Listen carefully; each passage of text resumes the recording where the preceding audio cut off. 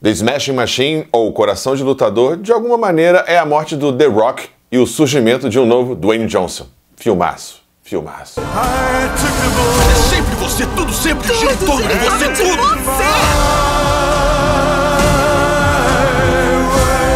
Vamos nessa.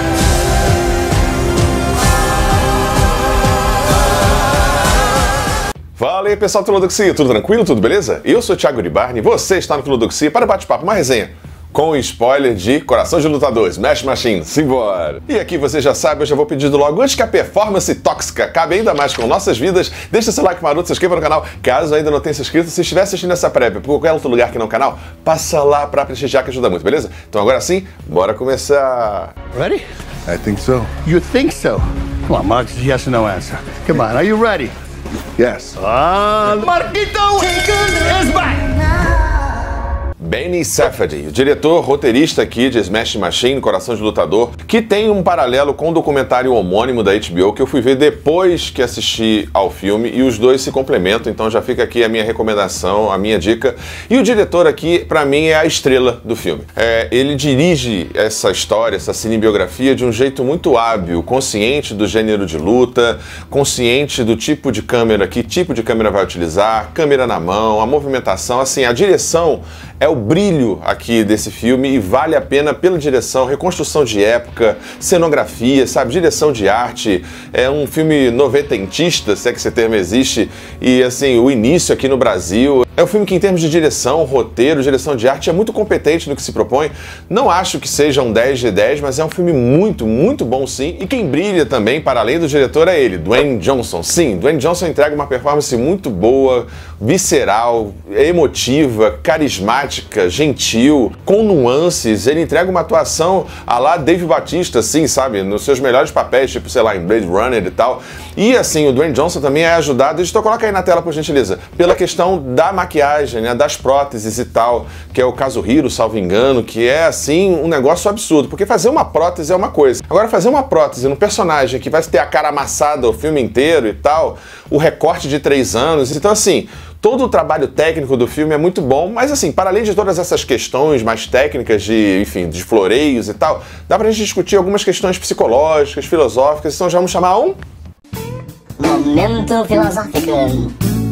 Bom, e para começar esse momento filosófico, eu chamo ele Carl Gustav Jung. Sim, o Jung para a gente pensar uma questão que eu acho muito curiosa, interessante e que fala a mim, né? Eu, Thiago Iribarne, estou com 42 anos, vou fazer 43 ano que vem, e essa casa dos 40, ela é importante, né, para Jung. Jung fala muito sobre isso, assim, sobre a construção de si, sobre a sombra, a persona, a integração do sujeito consigo mesmo, com a sua sombra, no caso, algo que aparece muito nos filmes de Hollywood e aqui em Coração de Lutador, Smash Machine não é diferente.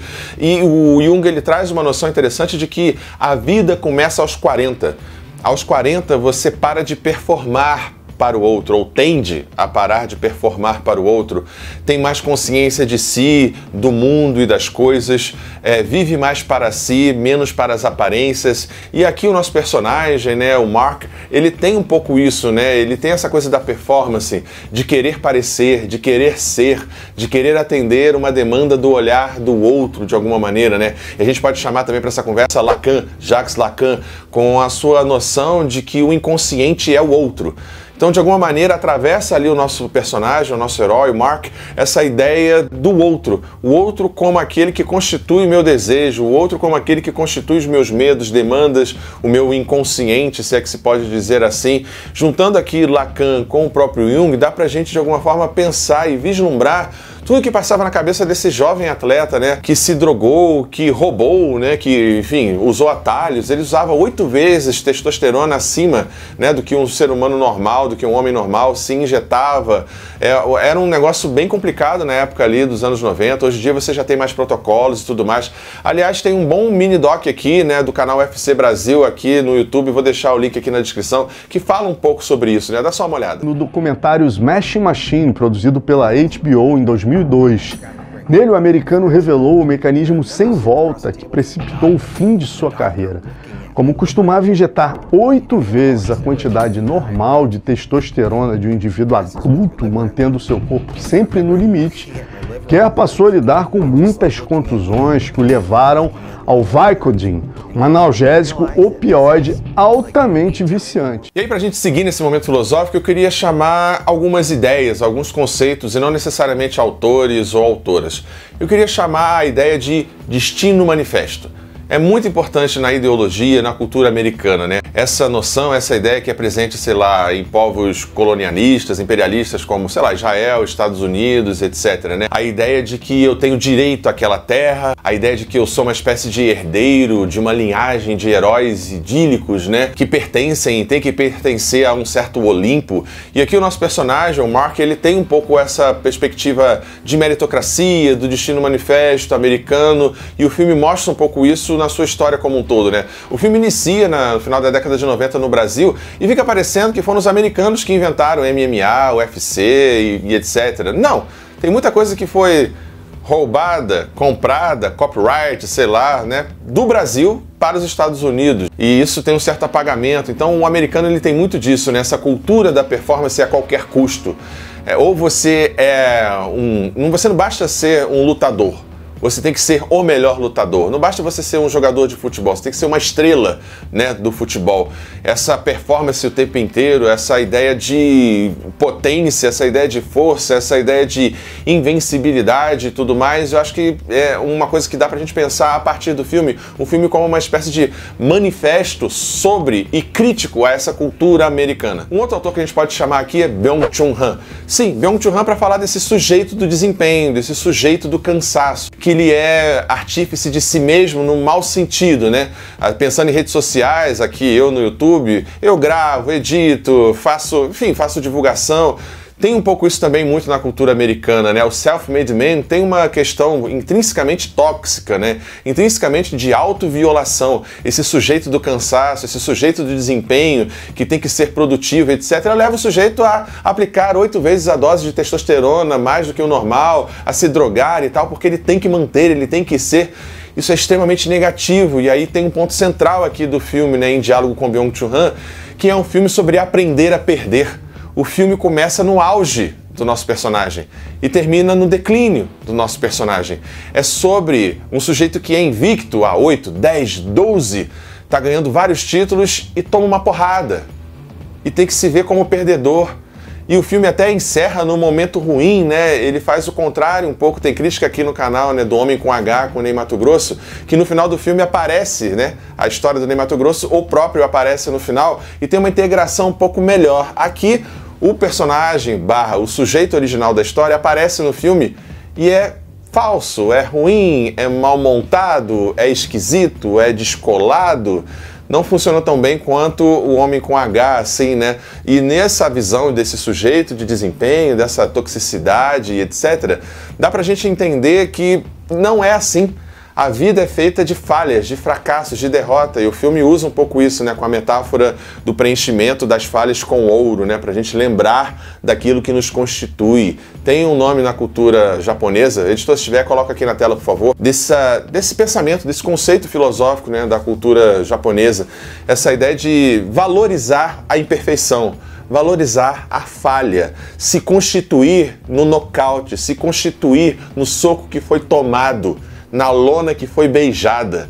Isso acho que é um certo ouro do filme. Bom, mas bora lá voltar pra resenha. E aí, falando dos pontos que eu desgostei um pouco, tem o personagem da Emily Blunt. Ela tá ótima no personagem, mas é um personagem um tanto quanto sexista, né, na sua escrita. É raso, é vazio. Um ponto para você ver um personagem feminino que tem traços sexistas, né, é quando ela fala fora do relacionamento, do casamento, com amigas e com outras pessoas, sobre o homem. E tem uma cena que ela tá fora, que ela tá vivendo a vida, e ela fala sobre o homem. É claro que uma mulher tem dimensões para além do casamento, então eu não gostei muito da personagem aqui, que é meio monocórdica, né? Fica meio que repetitiva, até em termos narrativos, assim. A construção de mundo, apesar de uma direção de arte fantástica, com a câmera na mão, com a coisa muito fechada, é meio claustrofóbico, talvez seja essa a intenção, mas eu acho que o filme ganharia com uma abertura maior, né, com um respiro maior. Ele é muito fechado, muito claustrofóbico. E também tem aspectos da vida do Mark, mesmo nessa janela de 97 a 2000, que ficaram de fora, que eu acho que seriam interessantes no filme. O PH, inclusive, falou sobre isso, né? O nosso querido amigo crítico aqui do YouTube, né? Que o filme tem um pouco de dó de bater no nosso personagem aqui, né? E aí, não é que o filme seja chapa branca, mas ele podia ter ido um pouco mais, até para mostrar o Dwayne Johnson ter possibilidade de mostrar mais do seu range, né, do seu alcance de atuação. E aqui, em termos positivos, né, acho que é bom, vale destacar Ryan Bader, né, que é o lutador que faz o Mark, né, são os dois Marks, que é o amigo dele e tal, que de alguma forma é uma resposta do filme, né, a resposta do filme sobre como enfrentar essa crise tá no coadjuvante, né, e a cena, o espelhamento no final, entre um ganhando sozinho o cinturão, feliz com seu cinturão, de modo quase que estoico, né? Sozinho. Poxa, ganhei, legal. É um sujeito que passa certa integridade, ética, parece ser um bom pai e tudo mais.